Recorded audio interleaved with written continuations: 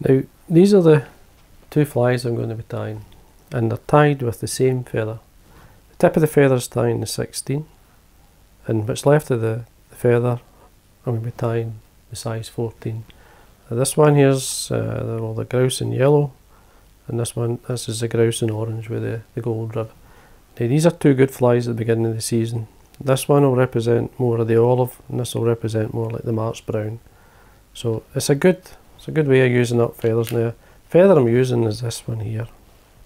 This is a grouse feather. Now you can use the grouse feathers from the body, the grouse, or you can use the covert feathers off the wings. Now it's really simple to tie. I'm just changing the thread, and I'm using a silk thread. In this case I'm starting with the 16 first, because I tie it in by the tip, and that's where the shorter fibres are. So with the size 16 hook. Now I'm using a Barbless hook. These are just from Full and Mill.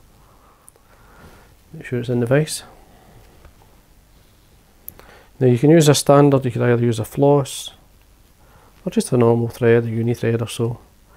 This is the old Pearsall's gossamer silk, which is traditionally used in a lot of these kind of wet flies.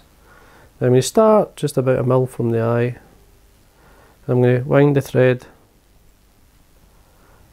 to the, basically if this was a barbed hook, it would be in line with the barb of the hook. And then I'm going to come back up.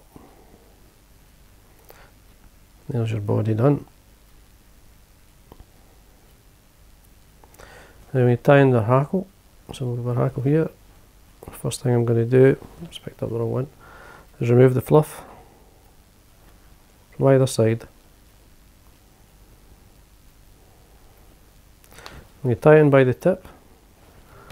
So to locate the tip, what I do is I use my hackle pliers. So I want the fine tip fibres, or fine fibres near the tip of the hackle. So we're there. Now cut it and leave enough to tie it in. Make sure you wax your thread. 2 to 3 turns should hold it.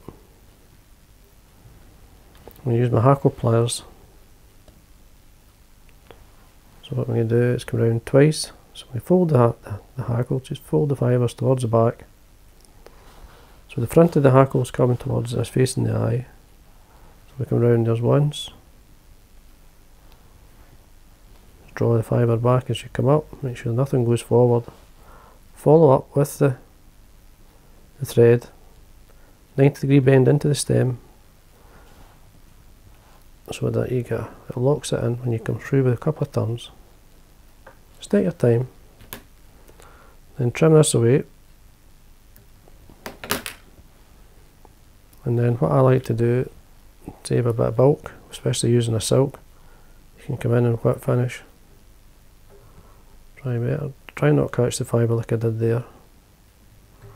2 to 3 turns or so, and tighten up. Just put your nail onto the side of the eye of the hook, and then pull it, tighten it up, trim away the thread.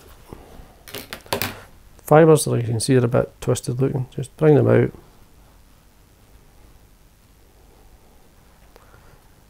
Once you have a cast or so, these will swim really well. Then what we'll do is we'll get our size 14. And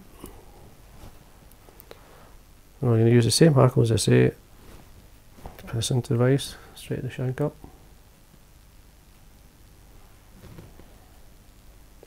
I'm going to get the orange silk this time, wax through it. The cat's just short of the eye, start to wind down. Now at this point we trim away the waist. And we tie in a gold tinsel. This is a small gold tinsel used for the rib. Catch it on the way down to save a bit of bulk.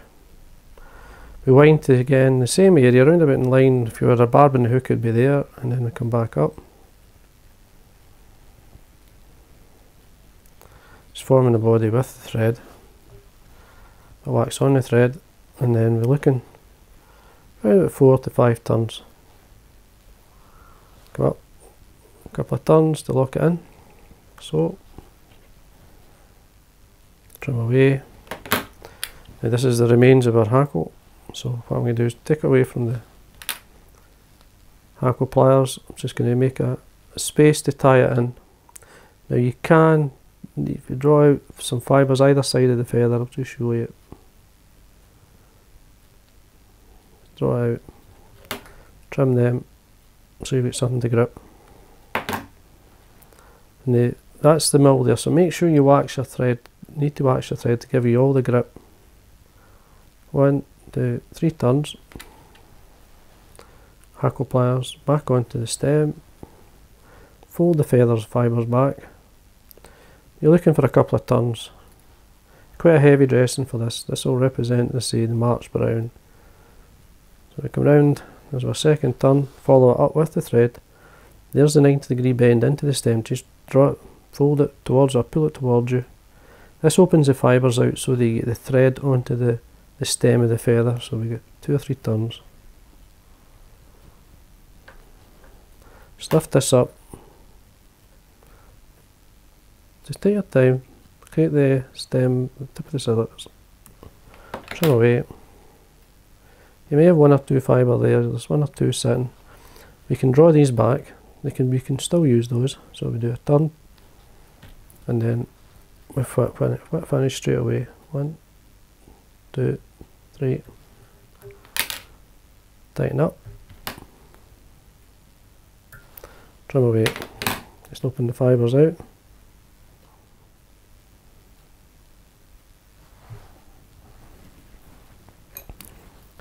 What I like to do sometimes is just brush them through, just to open them out. You see how the hackle's sitting? A wee touch of fine varnish, just touch the head, let it run onto the silt. That's enough to varnish, and do that with the size 16 as well. So basically what we've got is, get the original one attached there so you can see it. So there's our 2 flies. So we've got the tip of the hackle tying size 16, then the yellow body, the grouse in yellow. Got the grouse in orange, which we've used the larger ones. This one will represent more the small olives coming off. This will represent like the March brown. So 2 really good wet flies for especially the beginning of the season. And certainly worth tying. I mean, just by using a single feather, grouse feather, you'll get 2 flies. So, and using it up, as I say, a lot of people say there's a lot of waste sometimes, well that's a great way of using them up. And having 2 very productive fishing flies in your box at the same time. So I hope you enjoyed that.